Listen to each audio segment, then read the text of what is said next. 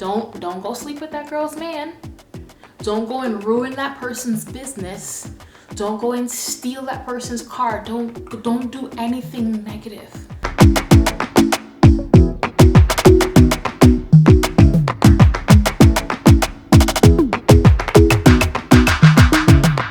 Today we're going to be talking about jealousy. Now, before we jump into it, I just want to specify which type of jealousy I am speaking about, right? There are two forms of jealousy out there. There is going to be the form of jealousy where you may feel jealous because a partner is showing interest in a third party, or maybe not even a partner showing an interest in a third party, but let's say there is a third party threat to a relationship that you're in, right? And then you become jealous. But then on the other hand, you have jealousy, in which is envy, where you may desire that which someone else have. Now, in today's conversation, we're going to be talking about how to deal with and manage the emotion of envy. All right.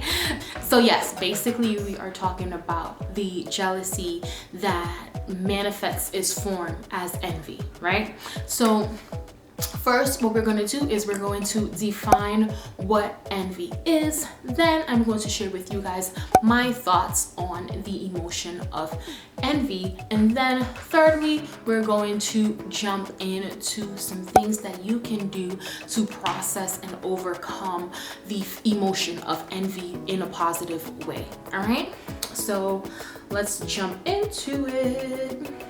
So according to Google, envy is basically a feeling of discontented or resentful longing aroused by someone else's possessions, qualities, or luck.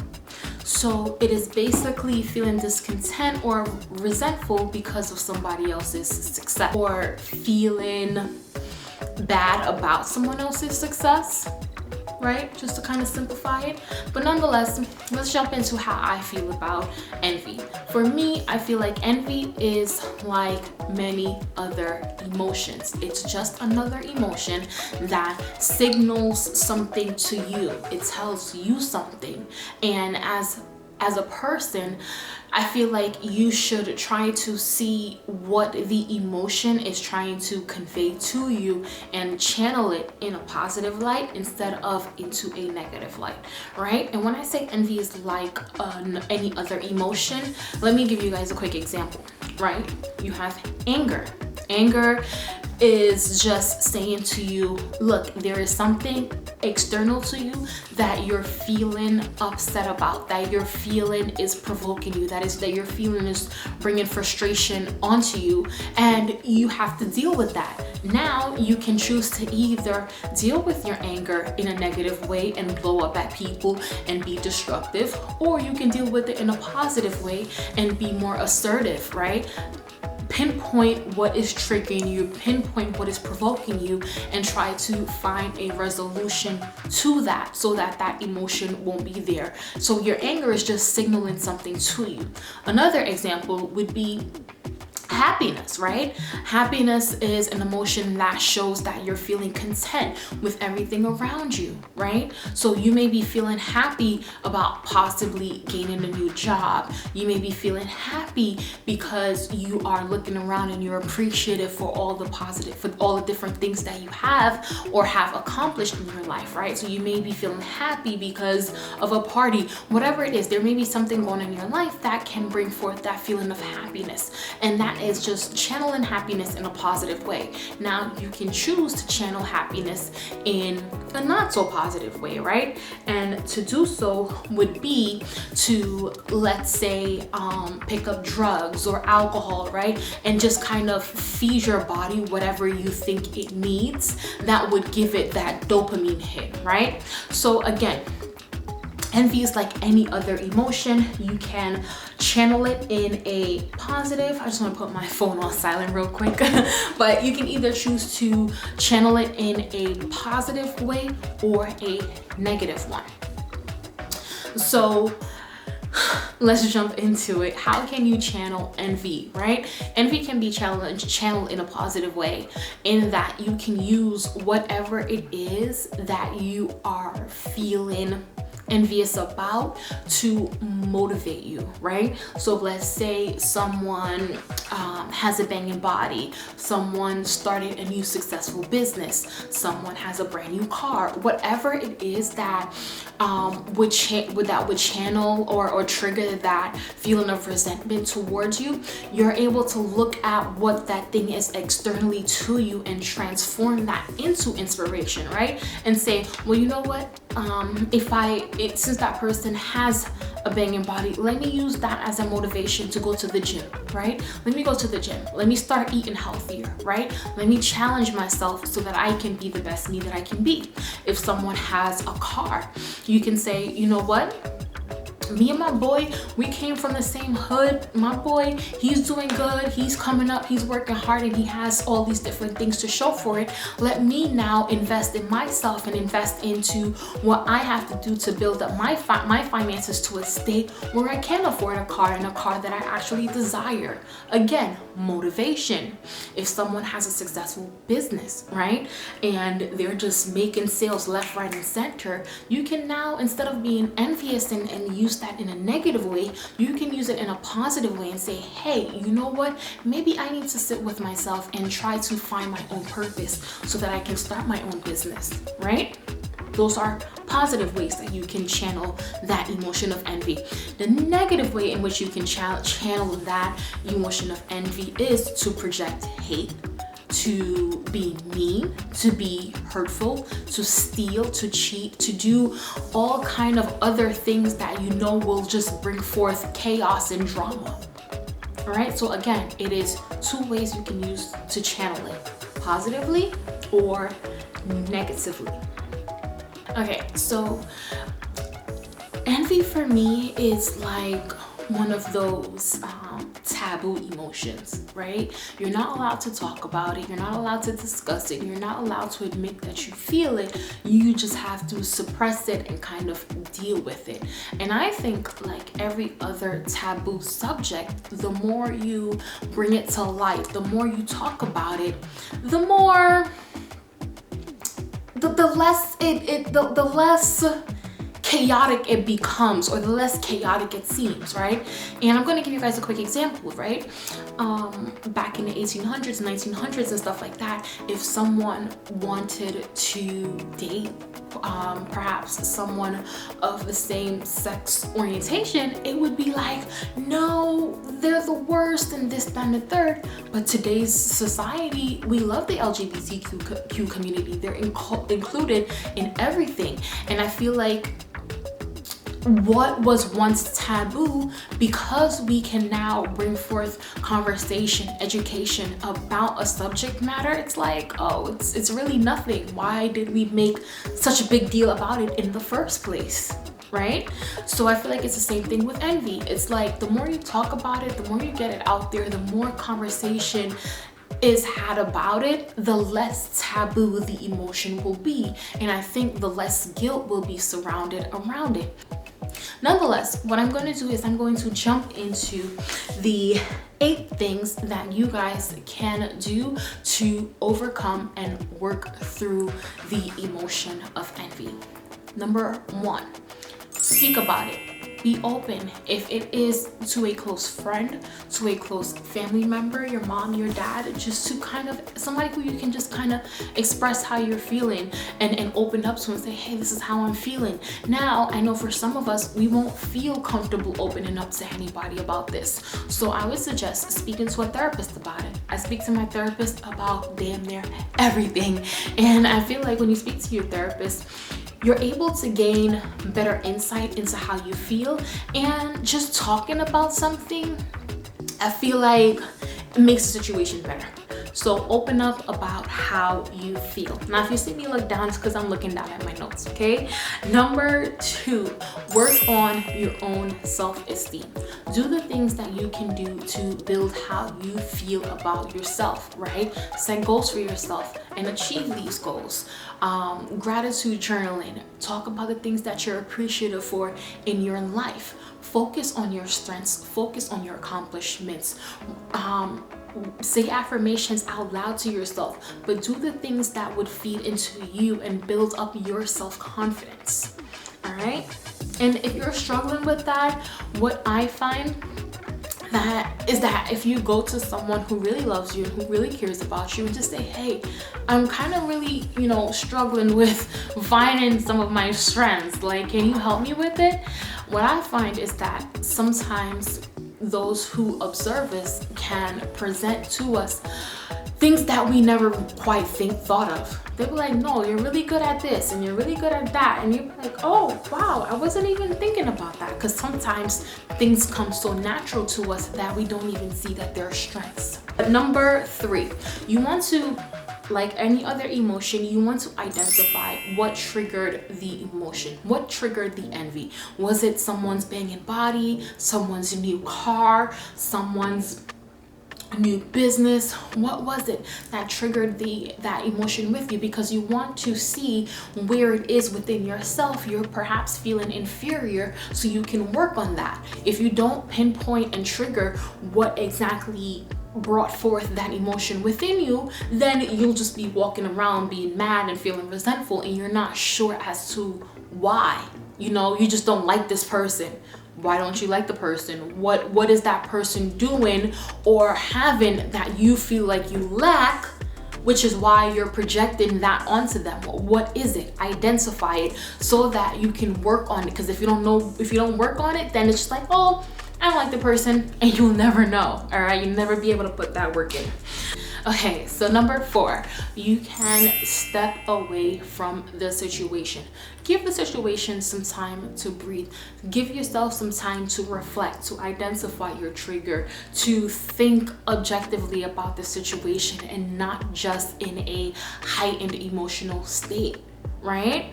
But give yourself some time to kind of work on you for a little bit, and then I feel like revisiting the situation in a more improved version of yourself can definitely help. All right, number 5, and this one is the most important on this list, so I need you guys to listen up. All right, listen up. Number 5, you must act decent regardless of how you feel. I went on a long rant about how you can transmute a feeling and emotion into a positive way and a negative way, right? So what I want you guys to do is to always act decent regardless of how you feel about a situation, regardless of how you feel about someone. All right? Don't go sleep with that girl's man. Don't go and ruin that person's business. Don't go and steal that person's car. Don't do anything negative. I feel like you're going to thank yourself later on when you're able to still act as an upstanding person, right? And it creates less drama. It creates less conflict when you're still able to be nice. We hear it so much. Don't let your emotions get the best of you. Don't let your emotions control you. Don't let your emotions this, but we only think about it when in terms of romantic love or anger. But when we talk about that, we're talking about every emotion. That envy, don't let it lead you to making bad decisions. Don't let it consume you. You feel it, you keep it, and you still continue to be a nice person. You still continue to be a decent person regardless of what that tinge of resentment was. And you work on that later. All right? So, number 6, compliment that thing in which you see in the other person that you desire.